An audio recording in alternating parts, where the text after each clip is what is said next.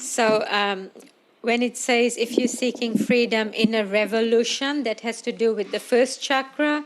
The first chakra is all about our material security and what's going on around us. And then the next verse is about marble mansion, which is all our desires, which is the second chakra.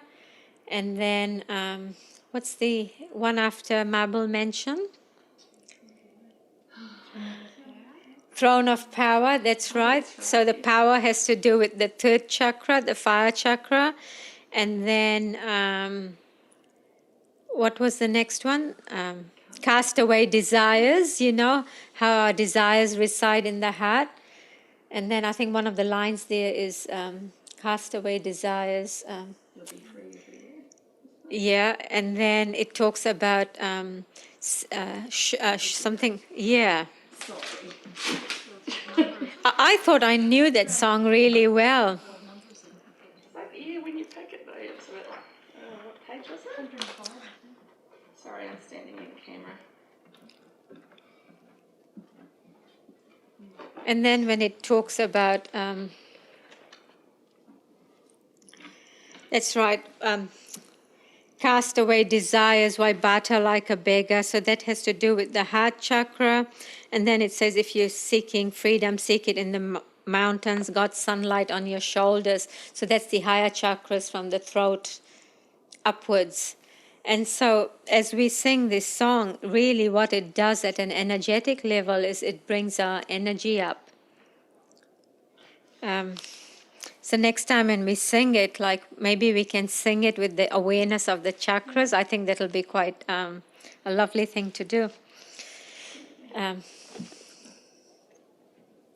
Okay, so today's, we are still doing money magnetism. I'm amazed at my ability to stay with one book and not want to kind of move around, because it is something that I have found very difficult to do, to stay with one thing. So, and Marie says that she has noticed.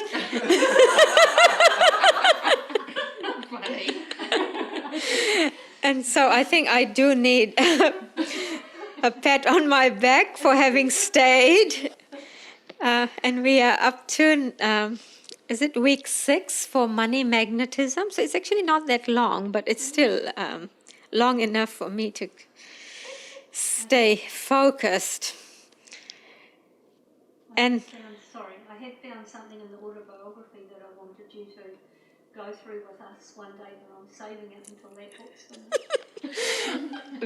because, you know, I don't know if, I'm sure you also experience this, but you could be meditating and then a particular thought comes into your mind and you get distracted and then you are away.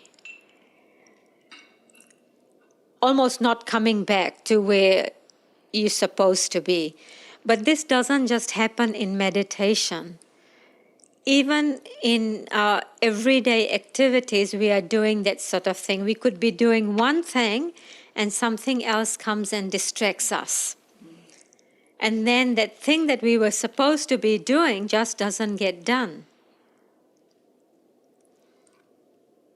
And sometimes, like I've noticed, I don't know whether it's my memory going or what, but like sometimes I would put something in to cook in the kitchen and I know it's cooking and I think, oh, I'll just go and do such and such. And then I completely forget that there's something on the stove.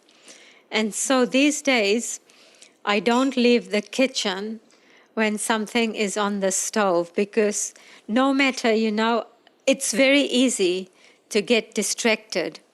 So we've done really well. 6 weeks, still on money magnetism, and nobody else has distracted me either. But you know, one of the things, I'm quite enjoying this book. And I feel I'm learning a lot. And these are, in some ways, common sense concepts. Karen mentioned last week that at the end of the talk, she says, oh, so this was about money magnetism. And somehow I've been thinking about Karen's comment the vibration of it. And I can understand why you mentioned that, Karen. You know, when you talk about a subject like money magnetism, the kind of guna that's attached to that subject is rajas, right? It creates a sense of excitement within you that, oh, I'm going to learn about how to attract to me lots of money. That rajasic energy, that excited energy. But really, the energy that Swami has kind of given to us in this book here is actually sattvic. That when you learn these concepts, it doesn't create that excitement in you, but what it does is makes you feel calm. And today's topic is very much like that. The topic is how much wealth is available. I mean, I could finish this topic in just one sentence. How much wealth is, actually not even a sentence, one word. The answer to that question is infinite. There's infinite wealth available to us. Sometimes we hear people saying that, when certain companies or corporations make too much money, they're doing this by taking away wealth from somebody else. From a material level, that might look like it, but really, if wealth is infinite, let me phrase it slightly differently. We think that wealth is finite, that if one person has more, that means another person has less. We think that way when we think of money as a fixed reality. But if we think of money as a flow of energy, then our whole concept begins to shift. Let me just explain this a little bit more. So, once upon a time, in my grandfather's age, whatever profession you were working in, the chances are you would be working in that profession until you retired. In fact, in my grandfather's day, the concept of retirement didn't exist.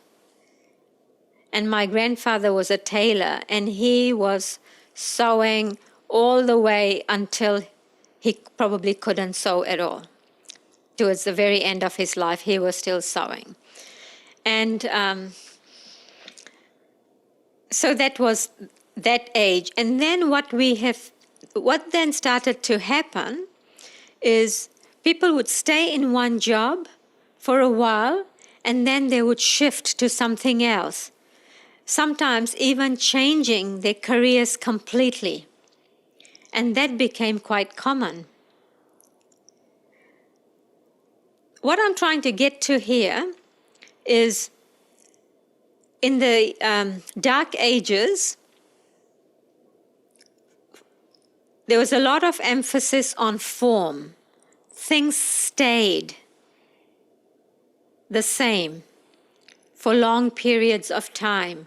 Whatever career you chose, you kind of died in that same career as well. And then things began to shift where it's not uncommon for people to change their careers throughout their lifetime, several times sometimes. And then what we see happening now is a gig economy. What is a gig economy? As in, we are now moving away from permanent 9-to-5 jobs, and people are doing small projects, short-term periods, and many, many different projects. Like one person could easily have several different income streams, not just one income stream. And this is actually when you look at it in a bigger context, it's the age of energy. Energy is very fluid. Energy does not have a fixed form. We think that our security comes from having a fixed income from that one organization that we are working for. But what we are now moving towards is, no, there's no such thing as a fixed income. I might make X amount of dollars today. Next week, I might not make anything. And then maybe the week after, I might make another, dollop of money. So things are very, very fluid. In fact, it allows you or enables you to have that consciousness of money being energy. More so than when you have a fixed amount going into your bank account every week or every 2 weeks. Because that has some kind of fixed, it's like a fixed amount that's going in, which doesn't allow you to see money as energy. But when you earn using that gig economy way, that, oh, I've done this project, I earned money here, this week I did not put out as much energy, so I didn't really get anything, or maybe this week I put out lots of energy to create something for the future, and in that few weeks' time I brought in money. You really begin to see how money is really all just a flow of energy. So how much wealth is available to us? The wealth that's available to us is directly dependent on, well, at one level, the wealth that's available is infinite.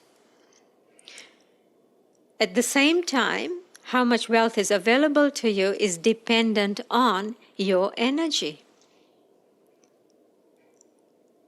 Because energy determines our magnetism. You know that axiom, the greater the flow of energy, the greater the will, the greater the flow of energy, and the greater the flow of energy, the greater the magnetism. As in, if I don't put any energy out, I do not magnetize any money to me.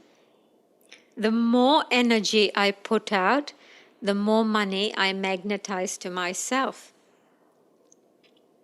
And so part of this thinking about how much wealth is available, we also need to bring fluidity into our minds about all the different ways that we can magnetize money and not get too fixated that, oh no, I trained in this and this is what I'm going to do. As in, we are only limited by our imagination. Swami calls this, what does he say? Factory of ideas.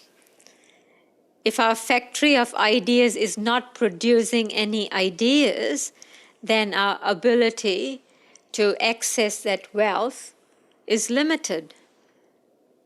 Master says that the secret of prosperity is actually creativity. That if X doesn't work, let me try Y. If Y doesn't work, let me try Z.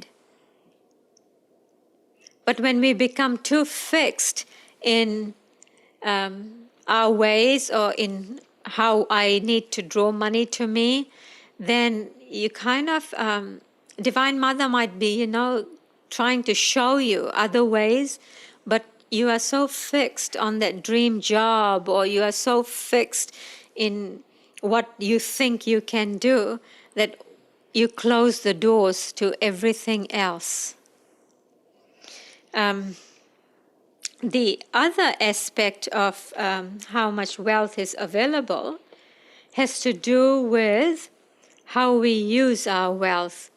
And I notice that this topic of how we use our wealth seems to keep coming up every week. Swami tells the story of how he was visiting some relatives. They were having a conversation, and Swami commented that how strange it is that people can spend so much money on themselves. I'm trying to see. That's right. He says, in a conversation once with a well-to-do relative, he remarked how strange it seemed to him that people would spend all the money on themselves. And he says that I wasn't thinking of my relative's wealth at that time and had no ulterior motive in saying what I did. Our discussion had simply touched on an expensive house that we'd seen described in the papers. And then the relative, quite astonished, replied, "Well, that's a novel thought." Because, I mean, in this world that we live in, or in the times that we are living, majority of the people use what they have for themselves. That if I have more than what I need, then maybe I will buy an extra house, I'll buy a boat, I'll, keep more money in the bank that will earn me interest, I'll invest it in shares. And the spiritual concept of money magnetism is actually quite a different concept. As in, if you only spend it on yourself, somewhere along the line, you'll find that it doesn't serve you. I mean, we've all met people,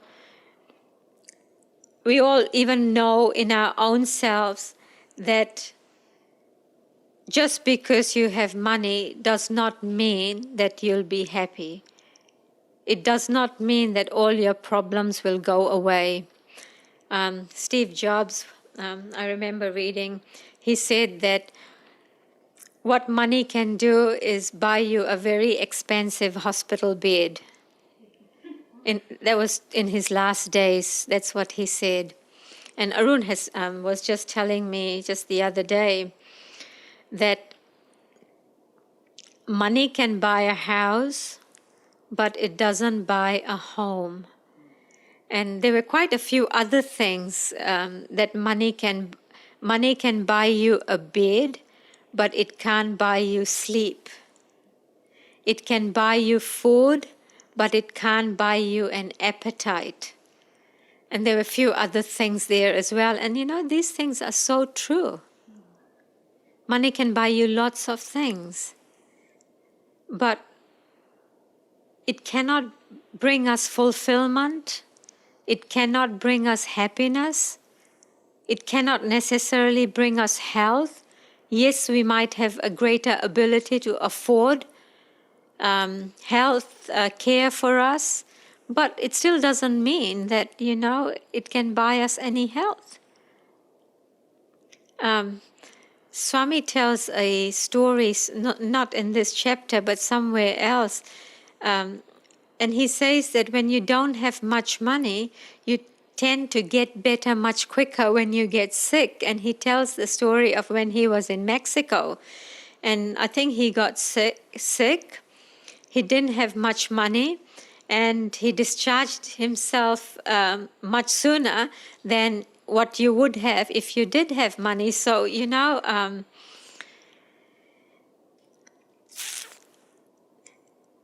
what was I talking about? How we use our money. As in, like, if we use it for the benefit, for a greater good, that money is able to flow. There's another acronym that has arisen in this current age that we are living in. I don't know if anybody's heard it. Skiers.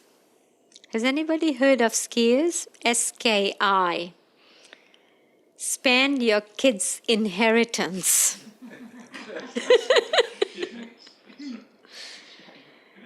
And But that is the thinking. Like what I have, and that thinking is what I have earned through my hard work. I am going to spend it all on myself. I don't want to leave my kids with anything. How can you rest in a rest home when it costs you $900 a week? And so this is really the extreme of like, my money is mine and I'm not even going to give it to my very own children. This is really the very extreme. It's because our children are going to earn twice as much as we give. But yeah, it is something to think about, Like, what I earn, is it really mine? Or do I have a responsibility to do something that's going to, leave a legacy behind? You imagine if Master hadn't bought that Mount Washington building where the Mother Center is. You imagine if Swami Kriyananda had not, spent everything that he earned on building the Ananda community, would any of this be possible? They'd have had more time to run. And possibly less people to share it with. Yeah, that's Well, that's the problem, wasn't it? It's distribution. So, yeah, I mean, it's kind of a very screwed way of, kind of thinking that has arisen in our recent times at the moment, as in like everything that I earn is mine. I had a lovely talk to a Muslim lady, and she said, well, we have a responsibility to our family, and then special people, and then out of the surplus, well, that's for giving, that's for charity. So she didn't see the family and friends so close as giving, it's just who you are. The husband has a responsibility to care for his wife, even though she can care for herself. She, on the other hand, her dowry is hers, it's not his.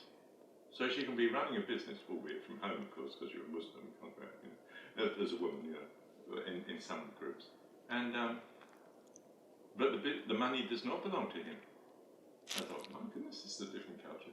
And she's a complete stranger to me. We talked about 3 hours.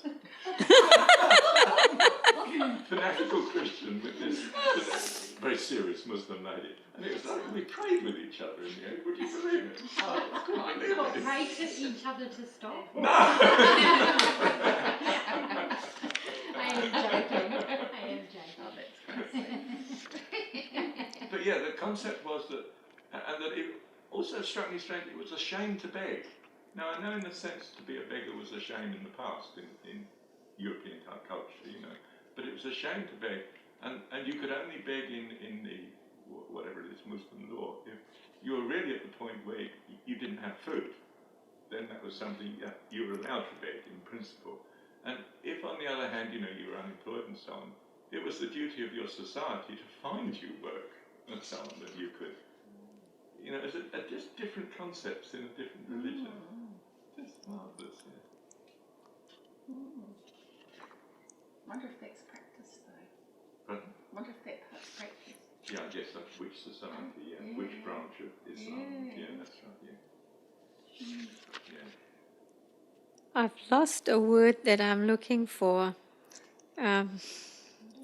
Marshall might know. Marshall, in the Bible, there's a parable of where the the master gives his 3 servants, what is that word? Talents? 10 talents. Talents, that's right. 5 talents. In the Bible, there's a story about this man. He has some servants, and he gives the servants some talents. A talent is basically what I understand, it's money. And so depends on whether you read Matthew or Luke, they have got different number of people that receive these talents. But so in Matthew, it says that this master gives one servant 5 talents. He gives the second servant 2 talents, and he gives the third servant 1 talent. And basically, you look after this. And so what the first one did with his talent is he went off and he started trading with it in the market, and his 5 talents became 10 talents. And then the second one, who was given 2 talents, he went off and did the same thing. And so his 2 became 4. And the third one was too afraid to spend his 1 talent, so he went and buried it. And so when the master came back, he asked these people, about what they have got for him. And the first one said, I traded it and I've now got 10 talents. And the master was very happy with that. The second one gives the 4, and master was very happy with that. And then the last one says that, I was too afraid to spend it, but here you can have your money back, kind of. And that master wasn't very pleased with this servant at all. And then from there came the passage that says that and then the master says, okay, take his 1 talent and give it to the one who has now got 10. To one who has, more will be given. But for those who don't, even what they have will be taken away. So that passage comes from there. And I've often read about people who win lotto and what they do with their money. And of course, when it's reported in the news, they kind of want to pitch it to a certain, target audience and the kind of reaction that they want. So we don't always know what the full truth is. But often they talk about that, somebody has won lotto and they want to give away their money to this charity and that charity. But really, I've often thought about it, and I could be wrong, but and the thought is still kind of percolating in my mind. But what I'm thinking is it because you are actually generous and you do want to give, or is it because you actually don't quite know how to be creative with that money? Because if you are creative with that money, you might be able to create a flow of giving rather than just giving.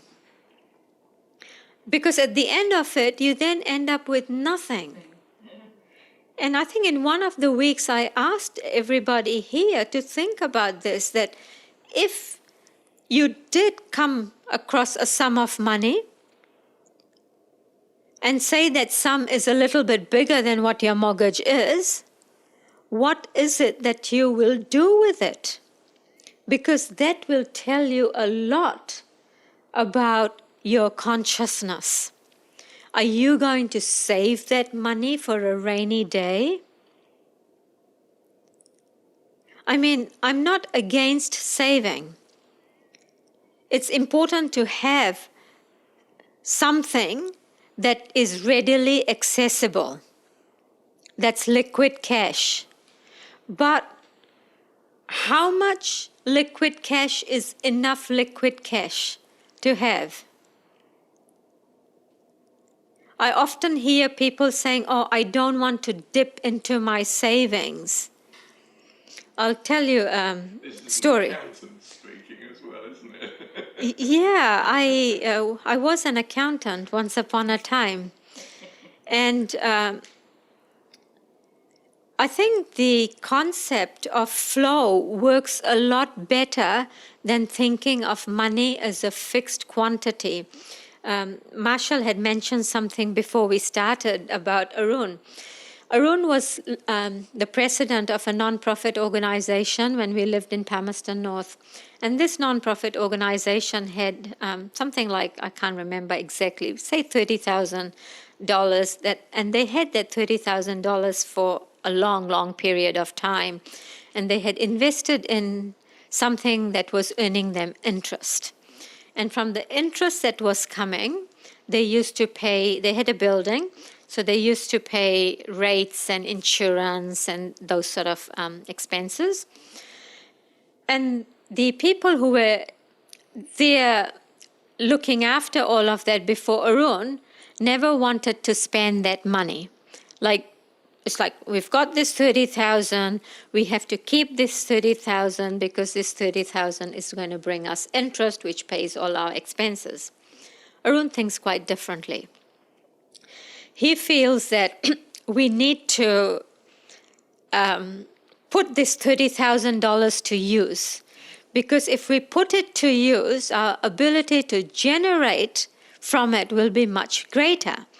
And so he started putting this, much to the horror of everybody else, he started using this money. But because people were afraid, they were afraid that what if we spend all our $30,000 and then what happens? How would I pay my rates and insurance on this building? So there was that fear amongst a lot of people. But what Arun did with that money is by using that money, he magnetized several $100,000 in funding, with which they did earthquake strengthening for the building. They bought a piano for putting into that building, and once the piano came, they started using the building for music examinations. Trinity College or whoever does those music exams, they started using the building for music exams because now it had a piano there that the accompanist could use. And they bought new chairs, they polished the floors, and they just did a whole heap of work from all the funding that they managed to get, because some of this funding was only available if you put some of your own money in as well. And as a result, a lot of other people started using this place. And so it just created a flow of money where you did not need to depend on your fixed stash of 30,000 to bring you interest. You created a flow. And likewise, we can start looking at our own lives and thinking, where is there stagnation? How can I create a flow? Rather than acting out of fear. Of course, we want to use our common sense about it too and not be reckless.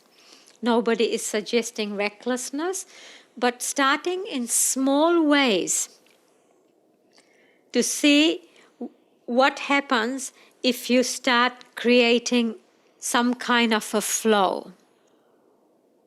And each person will want to create flow in their own different ways.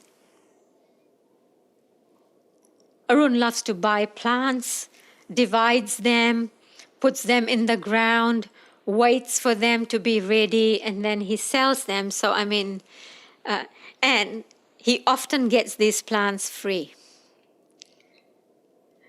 And so there, the secret of prosperity really is creativity. There's a lot we can learn from Arun. And Arun has never read any of this. This is just things that he does quite naturally. But think in terms of flow. You don't have to put everything you have got, and gamble it. But just see what's possible. You see, when Asha came here in 2014, and we were deciding on what topics that she would talk on, because we were planning a whole 6-week program. And one of the topics that she suggested was money magnetism. And at the time, the people who were with me, in fact, nobody who's here today was with me at that time. And we were discussing about the topics. And, none of the others wanted money magnetism. Often when people get interested in spirituality, they think that money is a dirty subject. We don't want to talk about it. Or I don't want to show anybody that I have an interest in money. And so we never actually did this whole topic. And in fact, I never touched this book either in terms of class study, because I never really felt that there was any interest. But then, with the way things are going at the moment, hyperinflation is just around the corner, it becomes a necessary topic to talk about. I mean, we live in a world where money is a necessity. Without money, we cannot even live these days. And so it becomes a necessary subject to talk about. In fact, this whole book is really about what is our relationship with money. Because your relationship with money will determine whether you repel money or you magnetize money to yourself.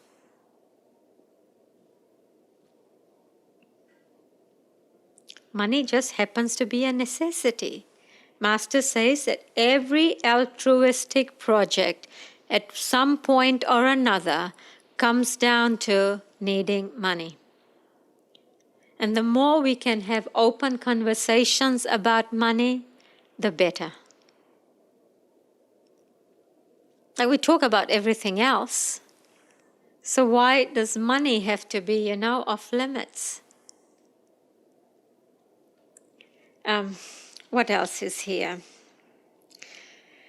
Swami says, a person who receives from God the blessing of great wealth but spends it only on himself will sooner or later find his wealth being removed from him or his supply drying up.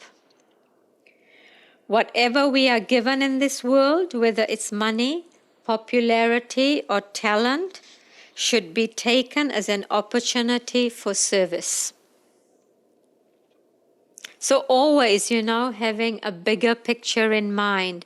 Because what is the purpose of human existence but to have a greater awareness that goes beyond this little self? Just like the great masters, they are aware of what's happening in this whole world. They are aware of each and every person's needs. Last week we talked about that intelligent reality that operates in the world, that knows exactly what Rain needs and what Serena wants. And so, if that's where we are moving to, one of the ways to kind of expand our awareness is to start spending for others in the same way that we spend for our own self. And just notice, do it in small ways to begin with and see what blessings come. One of the topics at some point here is about giving to people or places that are your inspiration. So start applying these concepts in small ways and just see what it does for you. Sometimes it might mean that you are a little bit out of your comfort zone, but just see what happens. Doesn't mean you give willy-nilly to every charity, that's asking for money. We give to the places that are our inspiration. We give to people that are our inspiration. What else is there?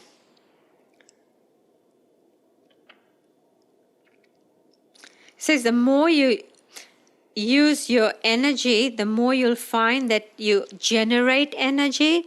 And so if you start thinking of money as energy, the more you use it, the more it will generate.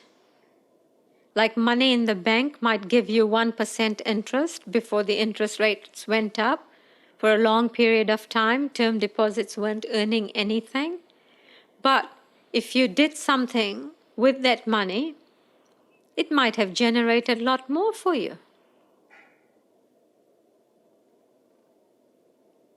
And often what holds us back is fear.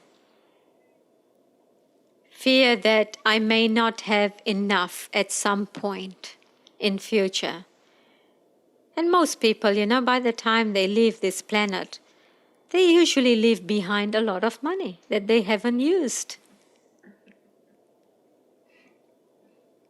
Why is that? They didn't spend long enough in the rest time.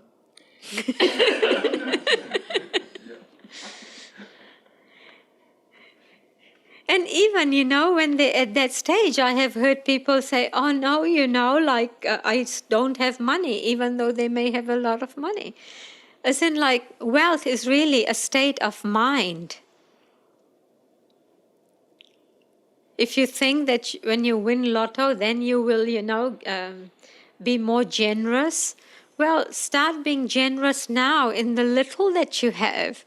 Because the chances are, if you are not generous now, the likelihood of you being generous when you win lotto is also unlikely. Or you might not even attract lotto to you. But maybe it's your generosity that might, bring that lotto winnings.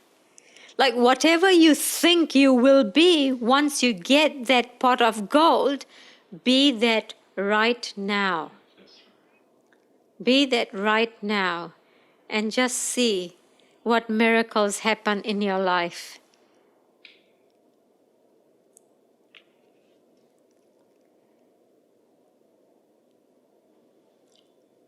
Is there any thoughts or comments? So the simple answer to today's topic, how much wealth is available? Infinite wealth is available, but it really depends on your creativity, your consciousness, and how you use that wealth.